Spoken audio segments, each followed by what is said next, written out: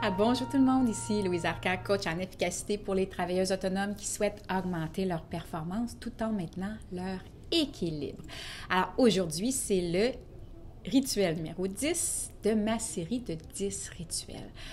Alors, dans le cas de ce rituel-là, je me posais la question parce que je vous disais qu'il y avait quand même, j'aurais pu créer plus de rituels parce que j'en ai comme tout plein que je me dis qui pourraient vraiment vous servir. Mais je vais faire vraiment pour le 10e rituel, un rituel qui est quelque chose qui revient très, très, très souvent. Hein, je vis souvent, je vous parle de performance et d'équilibre. Alors, ce rituel-là teinte énormément la performance et énormément l'équilibre. Puis, c'est le rituel de la perfection. C'est-à-dire que du moment où est-ce qu'on a un souci de perfection, ça déséquilibre. Hein? On a de l'agitation mentale, ça peut nous empêcher de dormir, etc. C'est un trait, finalement, souvent c'est un trait de personnalité que plusieurs personnes ont. Puis, il y a beaucoup de personnes, même quand on passe des gens en entrevue, hein, que c'est quoi ton plus grand défaut? Je suis perfectionniste. Bon, hein, on entend souvent ça. Mais en même temps, on l'a. Beaucoup de personnes l'ont à l'intérieur de soi, sauf que ce qu'il ne faut pas perdre de vue, c'est que votre perfection à vous peut être l'imperfection de quelqu'un ou la supra-perfection pour quelqu'un. Donc, on ne peut pas faire l'unanimité. Donc, il y a des gens pour qui votre perfection, bien, pour eux, ils vont regarder ça, puis ce sera comme peut-être pas nécessairement parfait, parce qu'ils vont toujours être pointilleux puis voir la petite chose qui va manquer. Est-ce que vous voulez ces clients-là? Peut-être pas nécessairement, parce que ça crée beaucoup de stress, ça, puis ça crée beaucoup d'anxiété. Puis comme je vous disais, là, il n'est pas rare là, que dans ma clientèle, il y a des gens qui me disent « Je suis tellement perfectionniste que ça m'empêche de dormir ». Ça, c'est pas drôle parce que ça crée beaucoup de stress et d'anxiété, tout ça. Donc, puis en même temps, puis de l'autre côté, c'est que votre perfection peut être pour certaines personnes quasiment du zèle parce que c'est pas ça qu'ils ont besoin. Ils ont besoin, par exemple, d'une maquette de travail. Mais vous, la maquette est tellement comme élaborée qu'elle devient un projet fini, puis vous n'avez même pas le feedback de l'autre personne, puis vous allez avoir à recommencer. Donc, vous posez la question, ce temps-là que je mets à vouloir être parfaite, à donner un projet parfait, est-ce que c'est du temps que j'enlève à ma famille, à mes enfants, à mon conjoint, à moi, à d'autres projets, au développement de d'autres choses? Donc, ça, c'est vraiment quelque chose. Donc, parmi le rituel, dans le fond, comment je le vois, c'est de vous poser vraiment la question du moment où est-ce que c'est mon Siri, j'ai dit Siri et mon Siri est parti. Je suis désolée. L'autre jour, j'ai appelé le 911 comme ça. Oups, il faut que je fasse attention parce que je vais appeler encore le 911. Donc, j'ai perdu le focus, excusez-moi. Donc, pour arriver à avoir vraiment, c'est ça, intégrer ce rituel-là, dans le fond, de la perfection, c'est vraiment vous poser la question.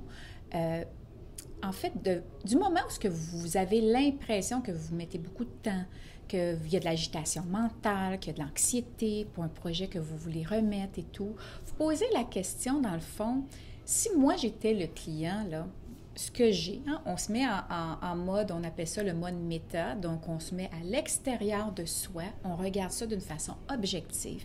Est-ce que moi, ce que je reçois là, présentement, est-ce que c'est quelque chose avec quoi je suis à l'aise, avec quoi je peux travailler? Est-ce que je considère que c'est quand même assez professionnel pour pouvoir travailler avec? Est-ce que je suis satisfait? Est-ce que je vais payer le client pour ça? Puis, je dirais 95% des cas, la réponse est oui. Donc, c'est vous qui vous imposez cette perfection-là. Donc, le rituel numéro 10, la perfection, c'est vraiment ça. C'est vraiment de vous mettre, vous poser la question. Est-ce que ce temps-là que je mets tout le temps, bien, première chose à savoir, est-ce que le projet que je suis en train de faire m'empêche de dormir? Est-ce qu'il m'empêche vraiment est-ce que j'ai de l'agitation mentale?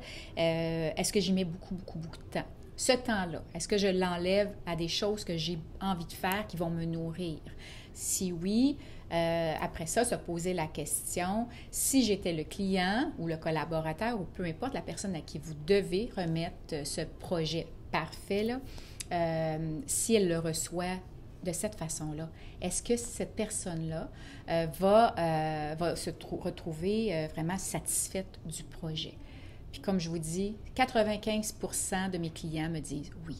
Alors, probablement que pour vous aussi, vous allez pouvoir identifier que votre perfection, c'est de la surperfection. Puis, essayez vraiment de voir comment, dans le fond, voir le petit...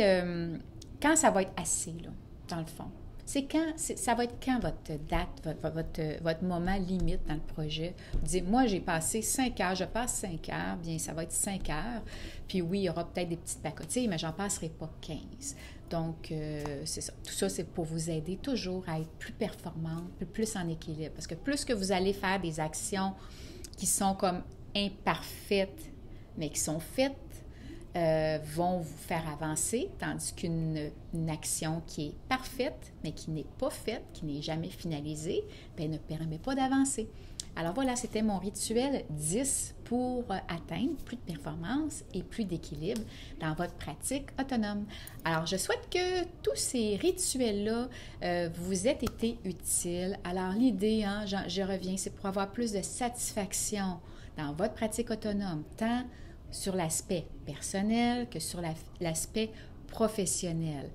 Calmer vraiment l'agitation mentale, l'agitation à l'intérieur de soi, prendre soin de soi, boire de l'eau, voir des gens que vous aimez, vous éloigner des sources vraiment négatives, organiser votre temps, boire de l'eau, prendre des moments pour vous, pour calmer votre mental, faire des escapades à l'extérieur de votre cadre de travail habituel, votre cadre de vie habituel. Alors, tout ça va vraiment vous aider. Tous ces petits rituels-là vont vous aider.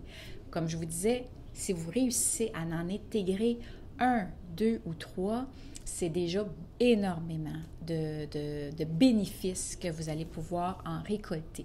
Si vous réussissez à faire tout ça, bien, vous êtes vraiment en tête de liste pour devenir une super top leader dans votre domaine. Alors, c'est ce que je vous souhaite, puis je reste toujours là pour vous accompagner, pour vous lire, pour vous écouter, puis c'est ça, je vous souhaite vraiment une belle suite, puis en attendant notre prochaine communication ensemble, bien, je vous souhaite vraiment de poursuivre votre belle mission, poursuivre tout ce que vous voulez faire avec passion, en forme, en étant performante, en étant en équilibre, parce qu'il y a plein de personnes qui ont besoin de vous, de votre talent, puis surtout là, de toute votre belle passion, puis vos belles énergies. Alors, à très bientôt pour une prochaine rencontre ensemble. Au revoir.